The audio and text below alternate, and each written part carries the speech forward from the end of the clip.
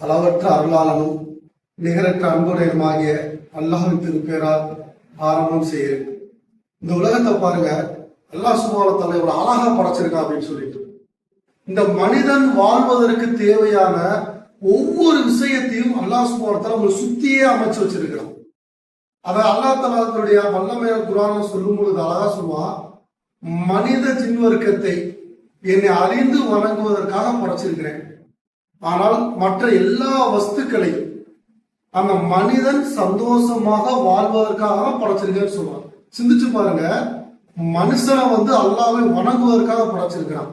ஆனா மனிதனை தாண்டிக்கூடிய எல்லா வஸ்துக்களும் தன்னை சுற்றி மனிதனை சுற்றி இருக்கிற எல்லா விஷயங்களுமே யாருக்காக படைச்சிருக்கான்னு சொன்னா அந்த மனிதன் நிம்மதியாக வாழ்வதற்காக தான். இது அல்லாஹ் நம்ம கொடுக்குற மிகப்பெரிய ஒரு ஸ்டேட்மெண்ட்.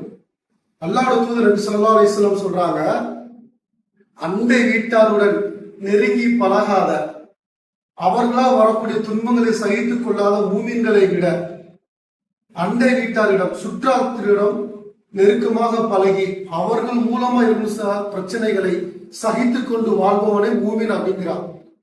அந்த அளவுக்கு நபி ஸல்லல்லாஹு அலைஹி வஸல்லம் என்ன செய்யறாங்க, உறவு முறை பேர சொல்றாங்க, அண்டை வீட்டார அங்கனையும் வாழ சொல்றாங்க. மேலும் நபி ஸல்லல்லாஹு அலைஹி வஸல்லம் சொல்றாங்க, கியாமத் நாள்ல நம்ம மீது வழக்கு தொடுக்கப்படும். அத முதல் வழக்கு யார் அப்படின்னு சொன்னா அண்டை வீட்டாருக்கு இருக்கக்கூடிய வழக்காத்தான் இருக்கும். அண்டை வீட்டார் என்ன செய்வாங்க, நமக்கு மேல வழக்கு தொடுப்பாங்க. அப்ப நம்ம ஜெயிச்சுட்டோம் அப்படின்னு சொன்னா நம்ம சொர்க்கத்துக்கு தகுதியானவங்களா மாறிடுவோம். அல்லாஹ்வுடைய தூதர் அந்த அளவுக்கு நமக்கு எல்லா விஷயம் சொல்லி கொடுக்குறாங்க. அல்லாஹ்வுடைய தூதர் யார், நற்குணத்தின் அதிபதி. நற்குணத்தை முழுமையாக ஆக்குவது அல்லாஹ்வுடைய தூதர் அனுப்பப்பட்டான். அப்படி அப்படி நபி சொல்றாங்க, உங்களில் யார் நல்லவர் தெரியுமா, அண்டை வீட்டாருடன் யார் நல்லவர்களாக இருக்கிறார்களோ அவங்கதான் நல்லவங்கன்னு சொல்றாங்க. அப்படி சொல்லி அடுத்த சொல்றாங்க, நான் உங்களை விட நல்லவன் அப்படிங்கிறான். இது என்ன தெரியுது, நல்லவர்னா யார், தனக்கு தீங்கு விளைவித்தாலும் அவர்களுக்கு கெடுதி நினைக்காதவங்க, தனக்கு கெட்டது நினைத்தாலும் தன்னை சுற்றி இருக்கக்கூடிய எது நினைத்தாலும் அவர்கள் நல்லவர்கள் ஆடக்கூடியவங்க, இவங்க தான் நல்லவங்க நபி ஸல்லல்லாஹு அலைஹி வஸல்லம் சொல்றாங்க.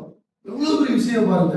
அண்டை வீட்டார் பசித்து இருக்க தான் வயிறார உண்பவன் யாரும் கிடையாது, இன்னும் முஸ்லீம் கிடையாது சொல்றாங்க. மேலும் நபி ஸல்லல்லாஹு அலைஹி வஸல்லம் சொல்றாங்க, நீங்க அல்லாஹ்வையும் மறுமை நாளை விரும்புறீங்களா, அதை நீங்க நம்புறீங்களா, அண்டை வீட்டாரோட என்ன செய்யுங்க, நெருங்கி பழகுங்க, அண்டை வீட்டாரோட நெருக்கமான ஒரு உறவுமுறை என்ன செஞ்சுக்கோங்க, வச்சுக்கோங்க அப்படின்னு சொல்றாங்க.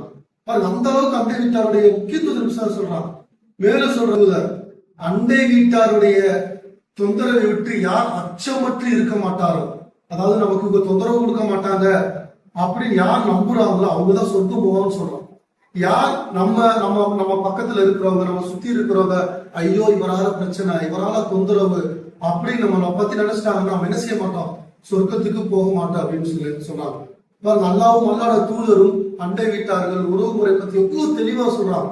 நாம இன்னைக்கு இல்ல நாளைக்கு மௌத்தாக்கூடிய வாழ்க்கை, நம்ம அல்லாஹ்வை சந்திக்கக்கூடியவர்களாக இருக்கிறோம்.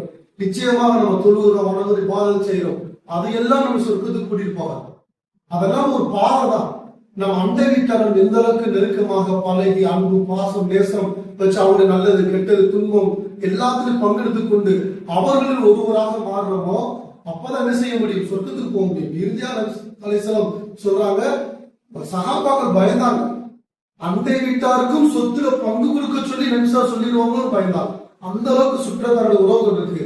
இன்னைக்கு நம்ம நிலைமை எப்படி இருக்கு சிந்திச்சு பார்க்கணும். நாம் அனைவரும் என்ன செய்யணும், அண்டை வீட்டாருடன் அல்லாஹ்வும் அல்லாஹ்வுடைய தூதரும் எந்த உறவுமுறை பேர சொன்னாங்களோ அந்த உறவுமுறை பேணி எல்லாம் அல்லாஹ் நபி ஸல்லல்லாஹு அலைஹி வஸல்லம் சொன்ன முறைப்படி வாழக்கூடிய பாக்கியத்தை எல்லாம் அல்லாஹ் அனைவரும் தந்தா முடிவாங்க.